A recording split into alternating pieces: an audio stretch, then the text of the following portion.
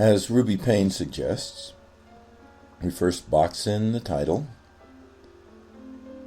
perhaps think about what the essay might be about, make a prediction.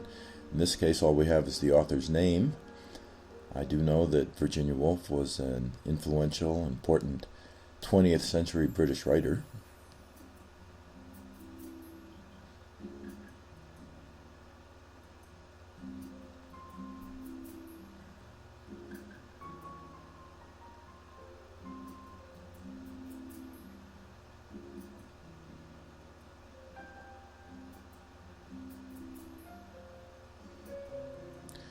Next, we want to outline the paragraphs.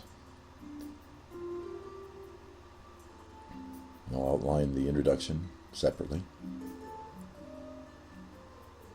or the directions separately.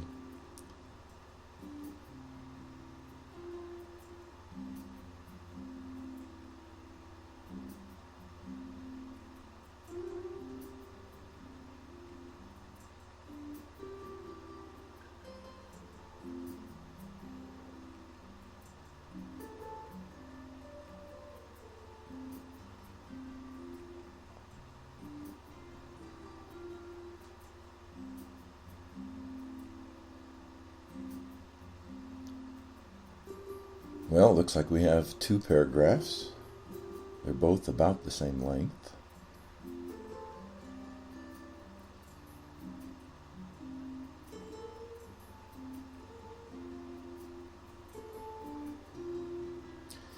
In the following excerpt from her memoirs, Virginia Woolf, 1882 to 1941, so she lived about 59 years, reflects upon her childhood summers spent in a seaside village in Cornwall, England.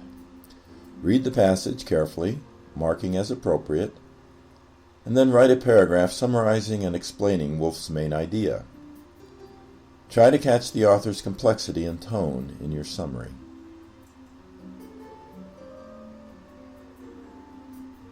I stop and think.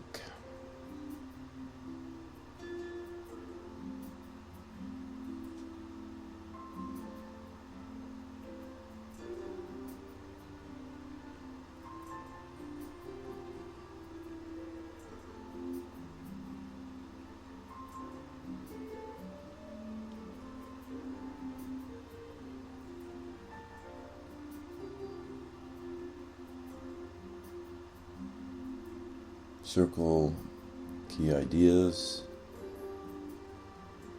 underline important information, read the passage, mark it, write a paragraph, summarizing, explaining Woolf's main idea. Try to catch the author's complexity and tone in your summary. Better than these walks, a treat announced perhaps once a fortnight was an afternoon sailing. We would hire a lugger. The fishermen went with us. But once Thoby was allowed to steer us home. "Show them you can bring her in, my boy," Father said, with his usual trust and pride in Thoby. And Thoby took the fisherman's place and steered. Flushed, with his blue eyes very blue, and his mouth set, he sat there, bringing us round the point, into harbor without letting the sail flag. One day the sea was full of pale jellyfish, like lamps with streaming hair, but they stung you if you touched them. Sometimes lines would be handed us, baited with gobbets cut from fish, and the line thrilled in one's fingers as the boat tossed and shot through the water. And then, how can I convey the excitement? There was a little leaping tug, then another. Up one hauled, up through the water at length came the white twisting fish, and was slapped on the floor. There it lay, flapping this way and that in an inch or two of water. Okay, stop and think.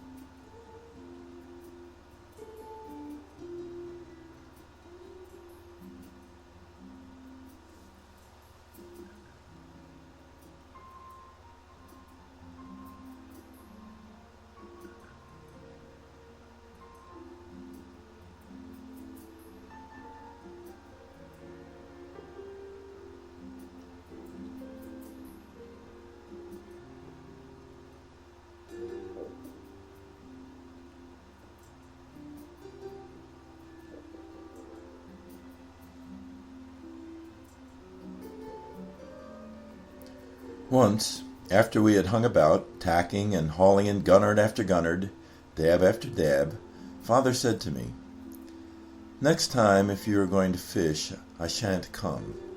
I don't like to see fish caught. But you can go if you like." It was a perfect lesson. It was not a rebuke, not a forbidding, simply a statement of his own feeling, about which I could think and decide for myself.